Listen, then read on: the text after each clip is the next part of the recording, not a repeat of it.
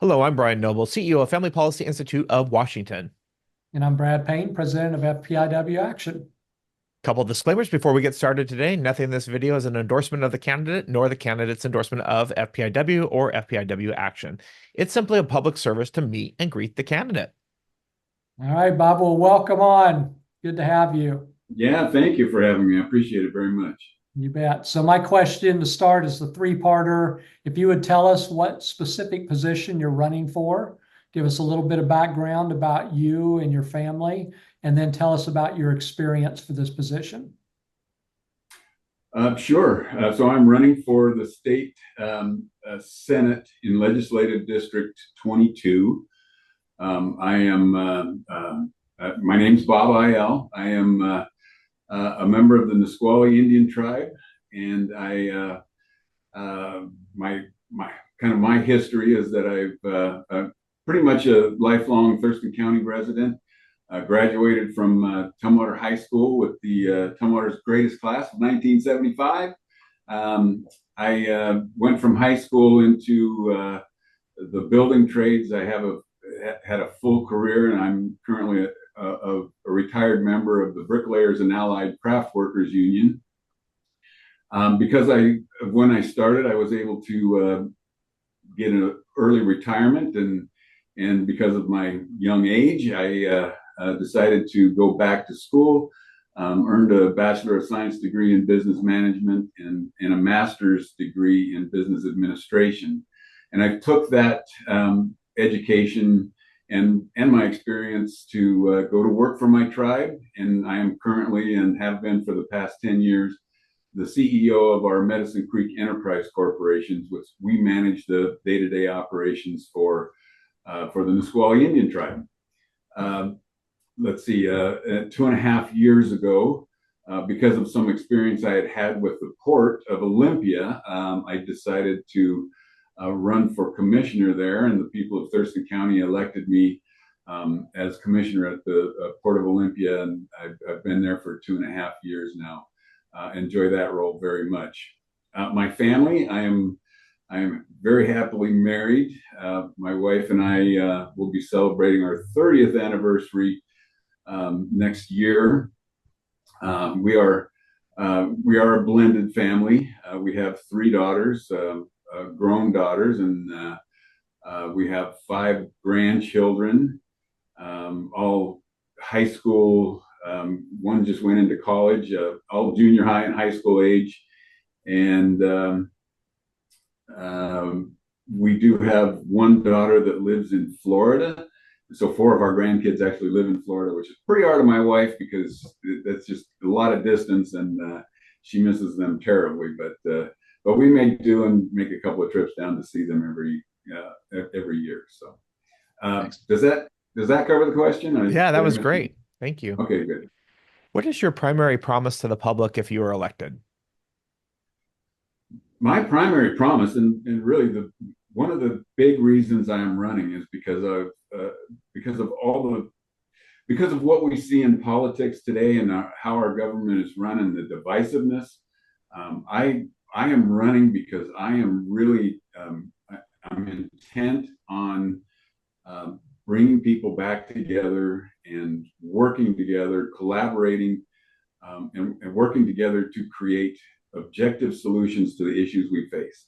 The issues we face today are the same that we've been facing for several years now, and I believe that if we can speed up the solution and take care of these issues by working together better, and that is really what I'm bringing, and that's my promise, is to try to bring people back together, back to the table, and create these objective solutions.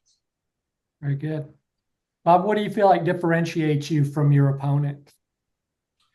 Well, I think it's just that, really. It's my approach to the solutions, a more collaborative approach where we have all the stakeholders participating in addressing solutions, and really getting back to kind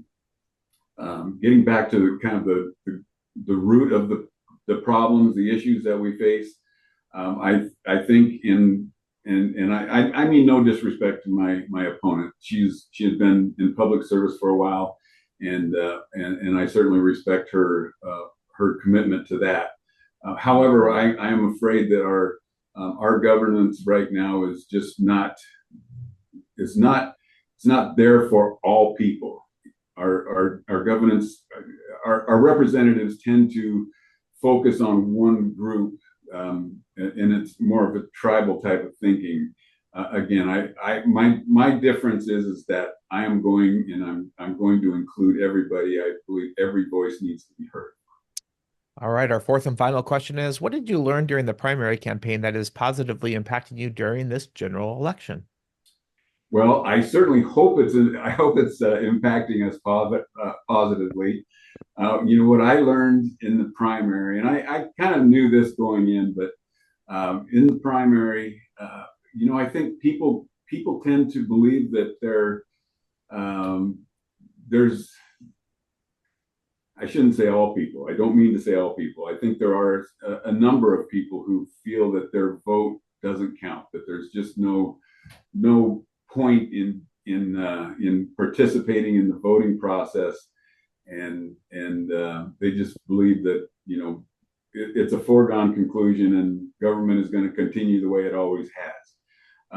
I'm really trying to educate people, and especially people of I guess marginalized communities like our tribes and our tribal reservations, and really trying to impress upon people that their votes really do count, especially at the local level. If you're looking at your state representatives, you're looking at your county commissioners, you're looking at your city councils, and even your port authorities, it really does matter that you get out there and vote. And so that's what I've learned, and hopefully I've expressed that and conveyed that to enough people that we get a really good turnout this voting cycle. All right. Well, we certainly stand with you on that, Hope.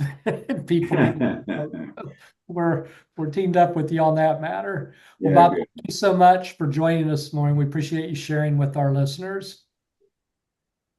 Well, thank you so much for having me. I'd like to take every opportunity to share my story a little bit, and hopefully it resonates with some people. And I really I feel like I'm doing this for the right reasons, because it's not about my agenda. It's about solving the issues that we all face together, and working on those together. So thank you for this opportunity. You bet. Well, I'm Brad Payne with FPIW Action. And I'm Brian Noble with FPIW. For the reminder that nothing in this video is considered an endorsement of the candidate, nor the candidate's endorsement of FPIW or FPIW Action. Like we like to say around here, go out there and defend and advance biblical values in the public square. God bless.